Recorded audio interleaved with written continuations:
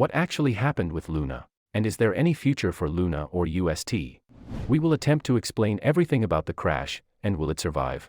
But before we get in, I would like to welcome you guys back in another video on our YouTube channel, where you will be always getting your daily dose of crypto news and entertainment. It is also important to note that I am not a financial advisor and everything in this video is not financial advice. So let's start the video without any further delay. Last week, the crypto market had one of its most catastrophic events. Terra's entire ecosystem collapsed. Here's a comparison to illustrate Terra's size. It had the market value of Lehman Brothers, who went bankrupt during the 2008 financial crisis, based on its headcount. Additionally, its primary stablecoin and governance token have been in free fall for about a year. Luna was worth a lot, but now it doesn't even cost 1 cent. UST, which focuses on $1, is currently trading at 5 cents. The whole situation unfolded over the last week, while the entire crypto market fell drastically, which may have been a factor that helped accelerate the fall. It is also speculated whether Terra was exposed to a coordinated attack, so-called short attack, which took advantage of the protocol's weak points and profited from the decline.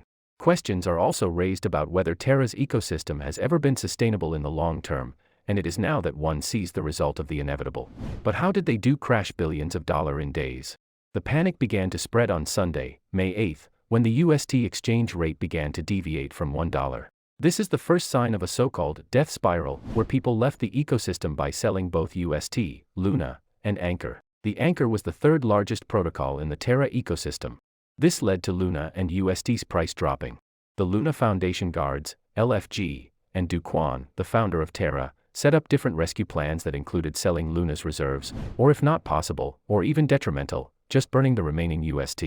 The system was built so that one could mint 1 UST worth of Luna for 1 UST, in that UST should be linked to the dollar. When UST was worth less than $1, this gave great arbitrage opportunities and people reminded $1 worth of Luna for 1 UST which was worth less than $1.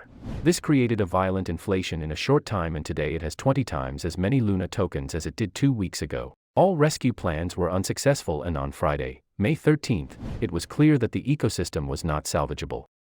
In connection with this, Do Kwon wrote a series of tweets directed at Terra's community where he expressed his grief and wrote that, "I am crushed by the pain my invention has caused you." He further commented on his views on the future economy and UST and wrote that, "I still believe that decentralized economies deserve decentralized money, but it is clear that that money will not be UST in its current form." Terra Recoverplan. Do Kwon has proposed a revival plan as an attempt to save the ecosystem. In the plan, he proposes, among other things, to fork Luna, which means splitting their current blockchain protocol in two and running the project on a new chain.